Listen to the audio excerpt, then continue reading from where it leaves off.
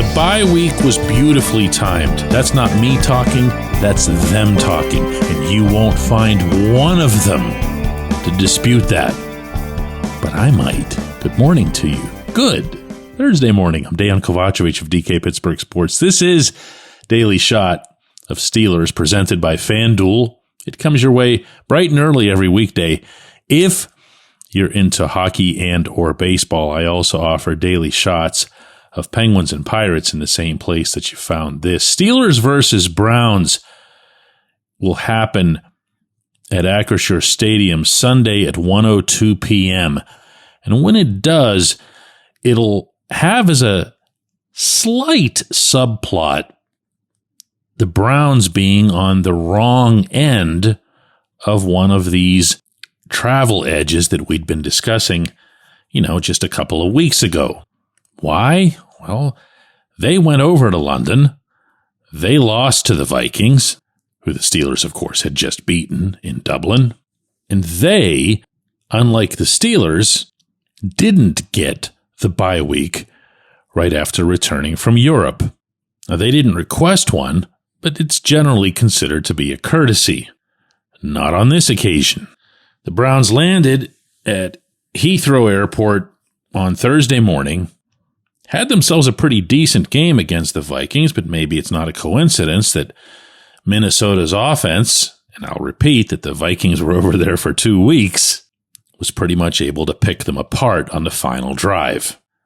Then they come right back here, and, well, we'll see. Might mean something, might not. From the Steelers' perspective, this is what I know as it relates to their overseas experience and how it's followed up. They really, really, really need to reclaim all of that good feeling that they had over there. There are times, and athletes will attest to this, where no matter how it is that you're feeling, physically or mentally, you just want to keep going. You hear baseball players who are on a hitting streak talk about, oh no, the All-Star break now? Well, a lot of different pieces, as we began discussing when I was reporting to you from over there, really clicked from the individual and the team standpoints. And the last thing that you want is to lose that and to lapse back to what it was for the Steelers' first 3 games when they were, candidly, not at all a good football team despite being 2-1. As far as I'm concerned, they're 3-1, but they're also 1-0 in games where they've played well. That's it. Now, most of that onus is, of course, on the coaches. They're the ones that needed to start checking up on everybody Monday in a light practice, then ratchet that up yesterday for the first full practice of Cleveland week.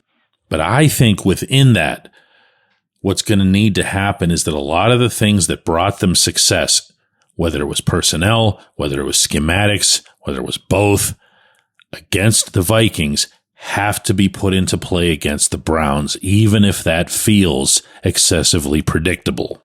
Why? Well, let me give you a negative hypothetical here. Let's say you want to show the Browns that your offensive line has graduated from needing the training wheels that they needed against Minnesota. And you go, we don't need to put Darnell Washington out there. What's the harm that could come from having Broderick Jones go face Myles Garrett one-on-one on that side? Yeah, I'm not even going to play that one out for you. Go with what worked. Stick with what worked. Same goes for the emphasis on the running game. One difference, you're going to have Jaylen Warren. It should be better if you're able to get similar caliber of blocking from all these extra blockers. If there's one area I wouldn't mind seeing take on some real change, at least growth, I should say, that would be Aaron Rodgers and the receivers seizing upon that extra blocking to take a little more time, find some open targets, throw deeper downfield. Every panic button was pushed in that regard in Dublin. Doesn't need to be. Not anymore. At least not with that one area. You're never going to get better as an offense if you just say, we're going to limit all of our throws to quick stuff or sideways stuff. It's just not conducive to becoming a football team that eventually contends. And on the other side, pin the ears back and go. Dylan Gabriel's shown real promise in the short time that he's been Cleveland's, 900th starting quarterback since Tim Couch in 1999. But he's a third-round rookie. I don't want anybody even contemplating allowing him time and space to get comfortable. Go at him. Make his life miserable. Even younger and also a rookie, but also promising, is Quinshon Judkins, the running back, who's just gotten better and better with each passing week.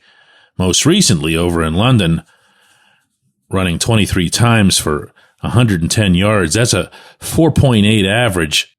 It's an exact match for his season figure. And I don't think I need to remind anybody of what the Steelers' defense needs to be doing before it establishes literally anything else. But that's also what they did against the Vikings. So bring back that too. Run it all back. The Steelers had their momentum stopped by nothing other than the bye week. They can and should seek out every measure to try to bridge that into a true home game. When we come back, J1Q. This segment of Daily Shot is brought to you by our good friends at Mike's Beer Bar. They're located on Federal Street, directly across from PNC Park. Mike has more than 500 beers on tap, including from more than 50 local breweries. Stop in and say hello. Tell Mike we sent you. Mike's Beer Bar.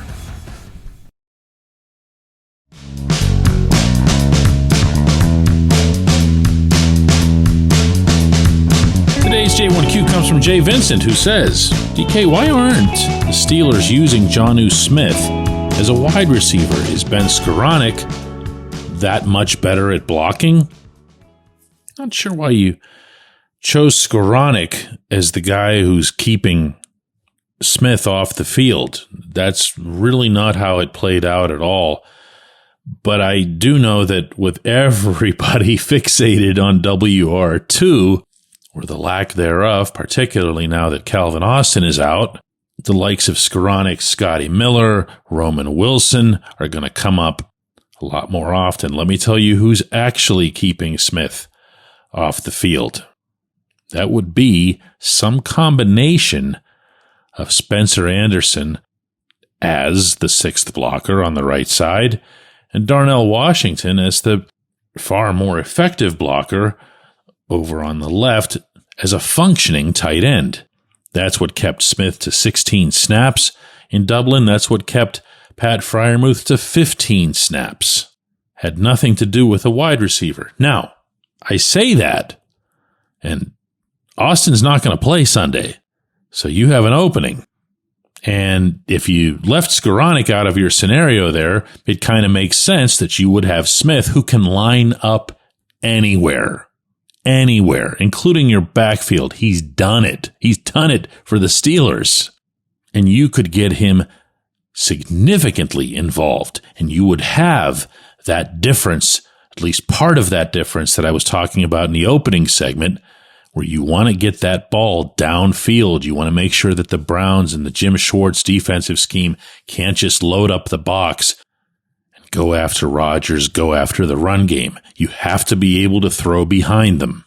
Smith has always been a first down machine. You need that. Smith has always been a terrific, actually one of the NFL's best at his position, yards after the catch guy. Does it matter if he lines up right against the tackle? No, he can line up anywhere. In fact, the funny thing about Smith is if you see him in any non-football setting, you actually think he's a wide receiver. He's got that big wide receiver type build. That's what I'm expecting the Steelers to do Sunday. That's what I'm hoping the Steelers will do Sunday. That would happen within the context that I also referenced in the opening segment, which is I still want to see Spencer Anderson out there. I still want to see Darnell Washington basically playing TE1. Now, I say all of this, and if you hit pause on the subject, I do want you to pay attention to my not mentioning Pat Freiermuth, because I don't know where he fits in any of this. You heard the head coach say at the Tuesday press conference that when he's going up against 4-3 defenses, he can't afford to have 250-pound tight ends lining up against their edges. And I get that. I respect it. I think he's right. But then he proceeds to name Freiermuth and Connor Hayward. Didn't mention Jonnu Smith there. Now, for the record, Pat is 6'5", 258. And Jonnu Smith is 6'3", 248. But he didn't mention Smith's name as one of those guys that he was afraid to. Yeah. So I don't mean to hijack your question here, but there might be a bigger question at hand. If you're going against Cleveland and that 4-3, and you're going against the Bengals and that 4-3, and you continue to get comfortable with the blocking scenario that was created for the Vikings, for Dublin, you can see where I'm going with this. I do appreciate the question. I appreciate everybody listening to Daily Shot of Steelers. It's Coordinator Thursday on the South Side. There will be another practice. And it's also a true hockey night in Pittsburgh. Home opener for the Penguins tonight against the Islanders. I'll be there covering that. But before that, I'll have a double shot of Steelers for you at 4 p.m. Eastern. Hope you can join us.